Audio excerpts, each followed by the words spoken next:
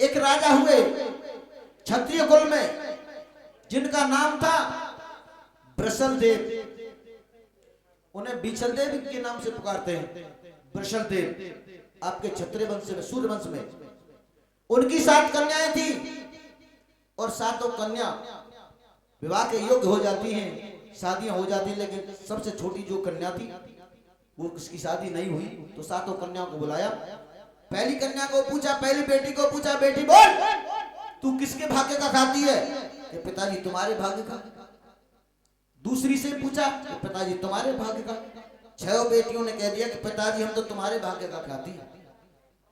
जब पद्मावती का नंबर आया 7वीं बेटी का, बेटी बोलो तुम किसके भाग्य का खाती हो? पिताजी मैं अपने भाग्य का खाती हूँ। अच्छा, ये 6 तो मेरे भाग्य का खाती है और तू अपने भाग्य का खाती है?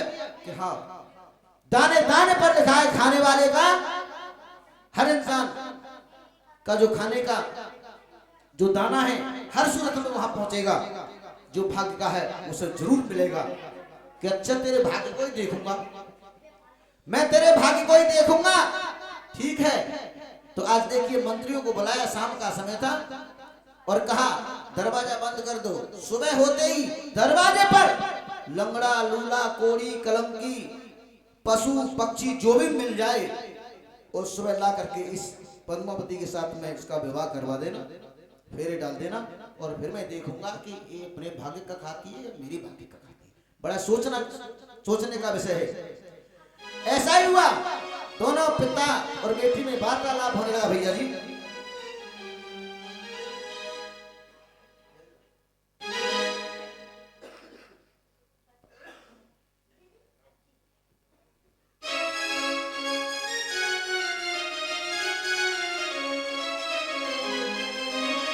क्या बात है?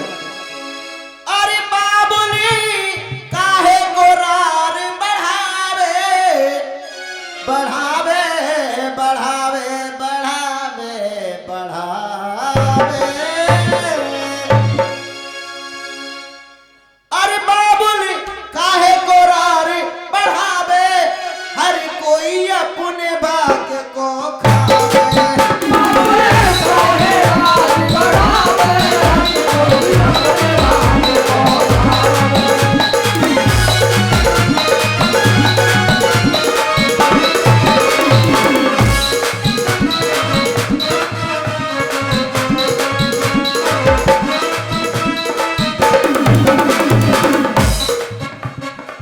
बेटी की जब बात सुनी तो मीठे मीठे बेटा, अरे बेटी की जब बात सुनी तो राजा गयो रिसाई है। बेटी की जब बात सुनी तो राजा गयो रिसाई है। नाई ब्राह्मण बुलवा कर, नाई ब्राह्मण बुलवा कर जाने दियो हुक्म सुनाई है। नाई ब्राह्मण बुलवा कर जाने दियो हुक्म सुनाई है।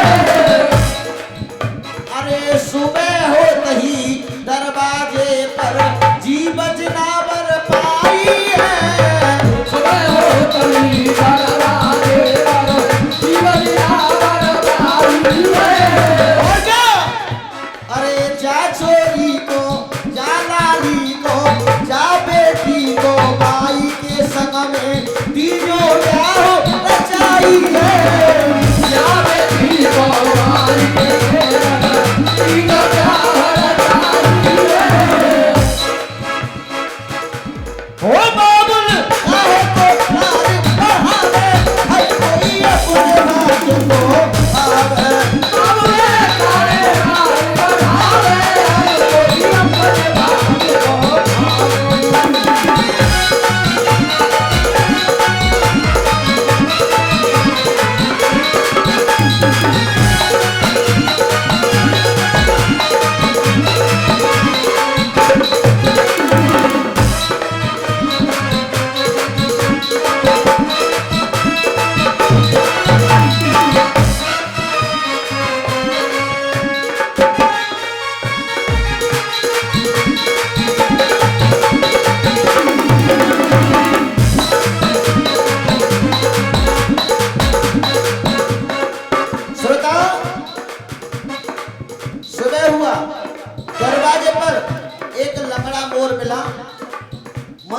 ने जाकर के महाराज से कहा, महाराज एक लंगड़ा मोर मिला है, क्या ठीक है? मंडप सजाओ और शादी रचा दो, मामर डाल दो। क्या ठीक है महाराज। ऐसा ही हुआ।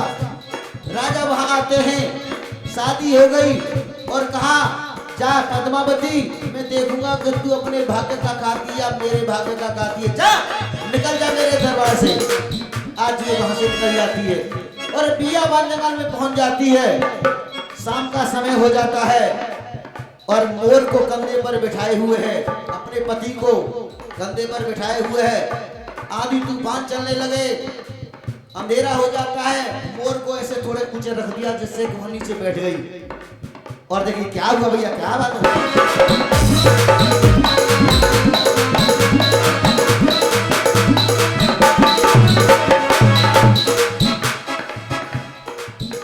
अरे लगड़ो मोर गिरो की परदे,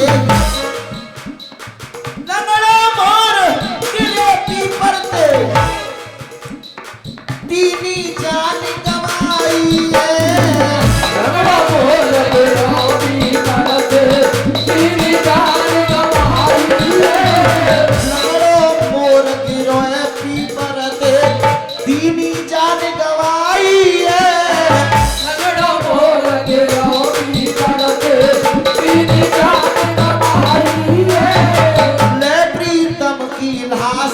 पदमा गैया सीट कराई है।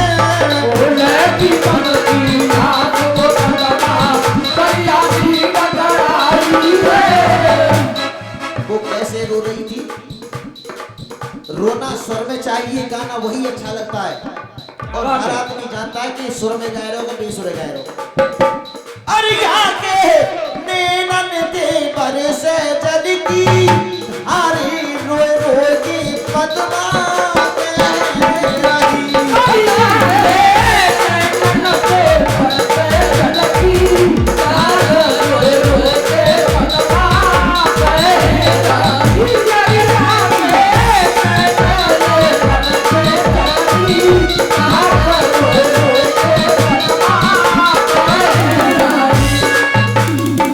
ईश्वर को पुकारती है, भगवान को पुकारती है।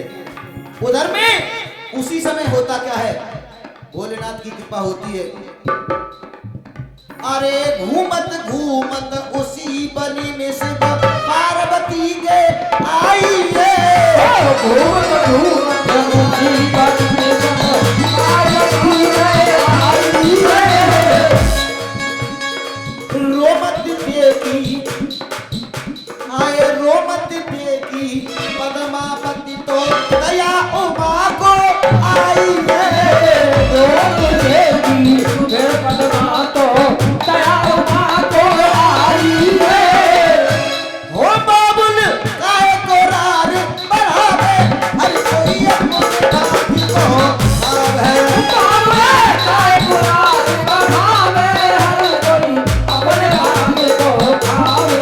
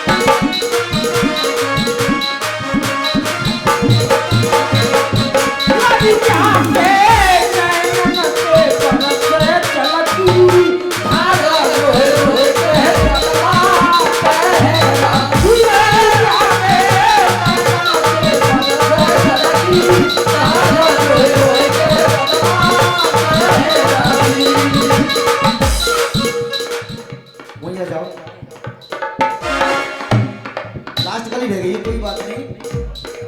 जब वो पद्मावती विलाप कर रही उधर में भोलेनाथ माँ पार्वती दोनों आ जाते हैं।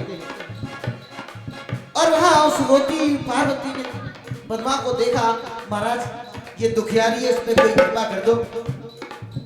भोलेनाथ ने क्या किया, जो गुजरात के अंदर जो मोर था मरा हुआ, लंगड़ा मोर, उसको मोरध्वर राजा बना करके और गुजरात के अंदर स्थित किया और रानी पद्मावती को अरणी के नाम से राजा और रानी को वहां का राज्य दिया। कह दो सच्ची दरबार की यह भोलेनाथ की कृपा। जो कह दे कहेंगे राजा मोरध्वज कहां से आए हो, कैसे पैदा हुए हो, ये असली कहानी यहाँ से है, आपके वंश यानी कि क्षत्रिय वंश से। कह दो सच्ची दरबार की। आगे लास्ट कली में सुनिए क्या बात भैया।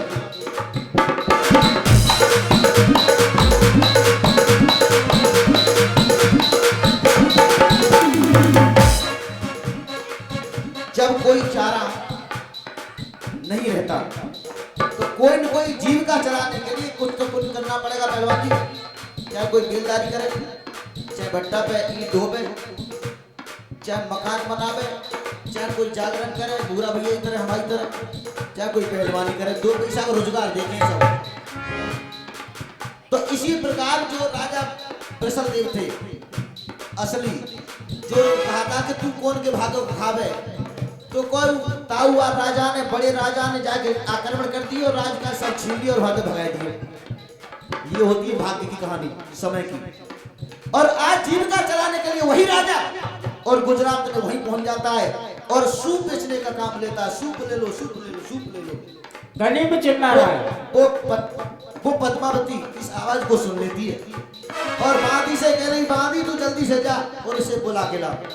क्या बात है।